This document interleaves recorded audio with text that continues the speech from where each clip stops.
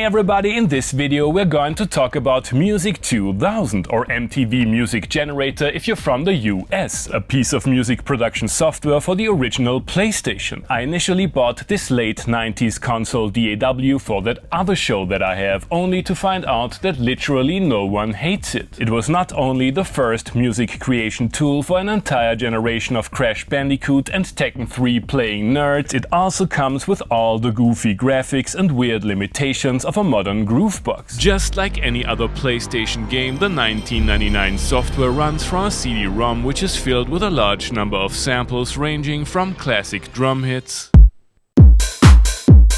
one-shots of synths,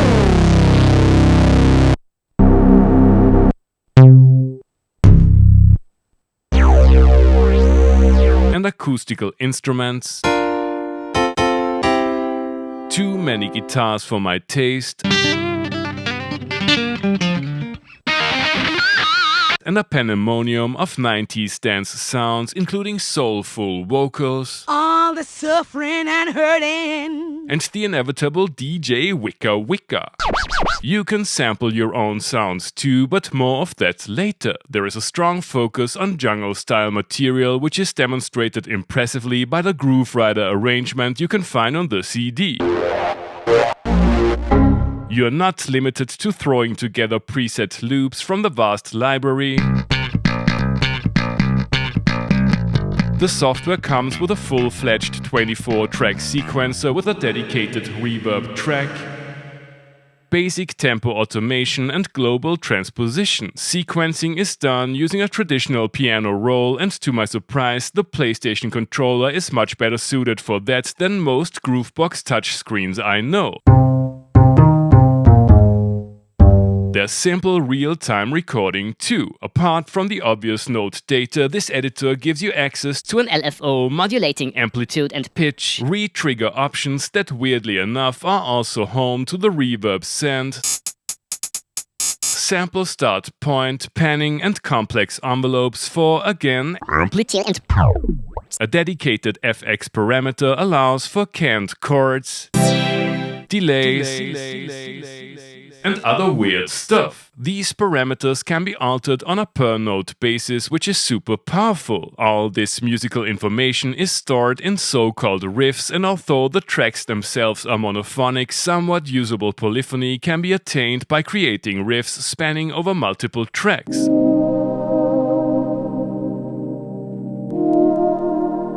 Maximum riff length is 8 bars, and the surprisingly powerful editing features let you conveniently build arrangements of up to 999 bars. Changing a riff affects every other riff of the same name, but you can clone them for variations quite similar to the FL Studio workflow. Before we dive into the quirky yet impressive sampling capabilities, we should take a look at how you can manage all this with an old game controller. Obvious cursor use aside, you can confirm actions and insert riffs and notes with X.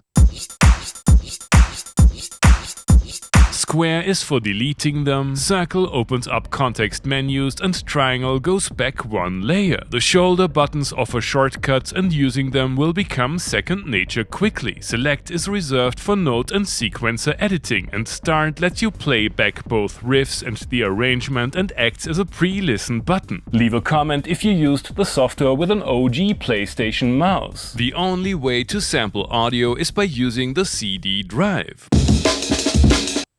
Both your own samples and the ones found on the game disc can be implemented in either 11, 22 or 44 kHz sample rate. The total length of audio material you can use in a project depends on this sound quality parameter, with 19 seconds at 11 and just under 5 seconds at CD quality. User samples can be stored on memory cards which are still being made. The sampling process is a bit tedious. It requires you to switch CDs piece, but audio editing is certainly more convenient than on an old school Akai. Loops, offline effects, and mixing of samples, nice. As you will hear in the second jam, I experimented with beat matching drum loops, which worked rather well at first, but timing was completely messed up after reloading the session. Speaking of, I failed to get anything musically meaningful out of the jam feature, a multiplayer-ready gamification attempt to include more real-time functionality in the application.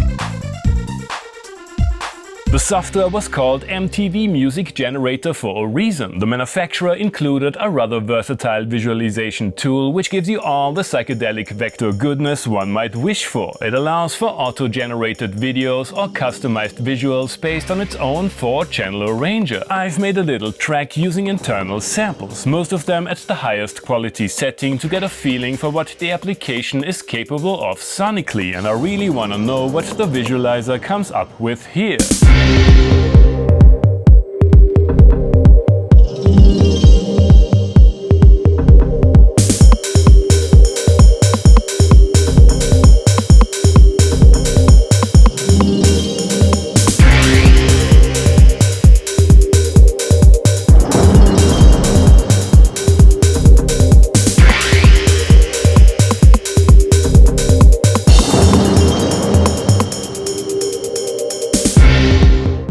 The sounds are punchy and I wouldn't mind using some of them on a record with a little additional processing. There's a reason why a video about the PlayStation Reverb went viral. The longer samples were already put through the sample rate reduction ringer. Let's load up some breakbeats, crush them hard, add a microcork to make up for the lack of synth functionality and see how far I've got until a reload messed up all my loops.